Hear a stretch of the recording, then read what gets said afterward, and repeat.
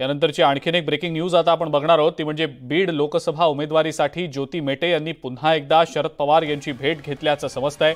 काल मुंबईमध्ये मेटे यांनी पवारांची भेट घेतली होती, पण बीड लोकसभेच्या जागेसाठी जयंत पाटील हे बजरंग सोनवणे यांच्यासाठी आग्रही असल्याची माहिती सूत्रांकडून मिळतेय। तर शरद पवार ज्योती मेटेंसाठी अनुकूल आहेत। तिथं हातकणंगलेच्या जागेवर सुद्धा जयंत पाटील यांनी आपल्या मुलासाठी दावा केला आहे। तर राजू शेट्टी यांना सुद्धा हातकणंगलेमध्ये महाविकास आघाडीचा बाहेरून पाठिंबा हवा आहे। जयंत पाटील यांना हातकणंगलेची जागा जयंत पाटलांचा हातकणंगलेची जागा राजू शेट्टींना सोडण्यास तीव्र विरोध आहे आणि त्यामुळे बीड आणि हातकणंगलेच्या जागेवरनं शरद पवार गटामध्येच दोन मतप्रवाह असल्याचं पाहायला मिळतंय।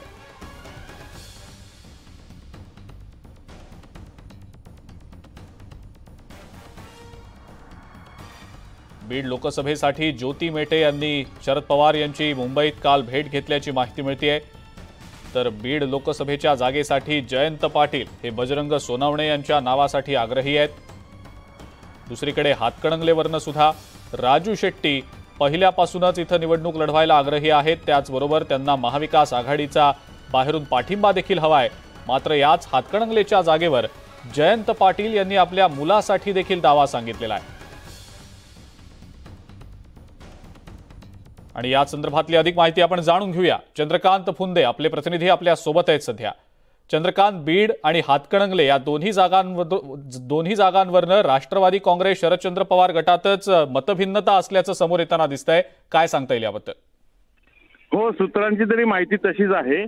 कारण आपल्याला माहिती बीड लोकसभा लढण्यासाठी ज्योती मेटे इच्छुक आहेत, पण ते मध्यंतरी फडणवीसांनाही भेटल्यामुळं त्यावरून राष्ट्रवादीतच दोन गट पडले की ज्या फडणवीसांना भेटून आल्या त्यांना परत का उमेदवारी द्यायची, म्हणून जयंत पाटील म्हणतात की मग जे बजरंग सोनवणे ऑलरेडी आपण त्यांना पक्षात प्रवेश करून दिलेला आहे त्यांनाच आपण उभं करूया। गेल्या वेळेसही ते लोकसभेला तिथून प्रीतम मुंडेंच्या विरोधात लढले होते, त्यांनी जवळपास 5 लाख मतं घेतली होती, मग ती जागा आपण त्यांनाच का देऊ नये हा एक मतप्रवाह। पण पवारांना वाटतं की स्वर्गीय विनायक मेटे यांच्या जाण्यामुळं जी सिंपती मिळणार आहे मराठा आंदोलकांची ती ज्योती मेटेंना जास्त मिळू शकते, म्हणून ज्योती मेटेंना ही जागा द्यावी असं पवारांचं म्हणणं येतंय।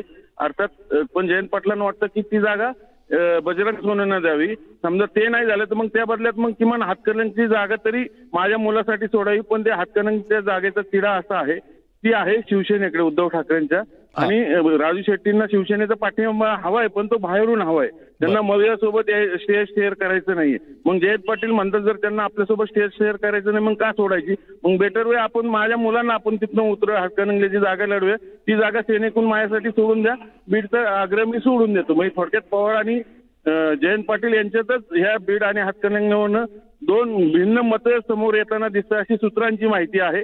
अर्थात हा तिढा पवार आणि ठाकरे कसा सोडवतात हे पाहणं मोठं औत्सुक्याचं ठरेल, कारण त्यावरच सगळं पुढचं भवितव्य ठरणार आहे जयंत पाटील आणि राष्ट्रवादी।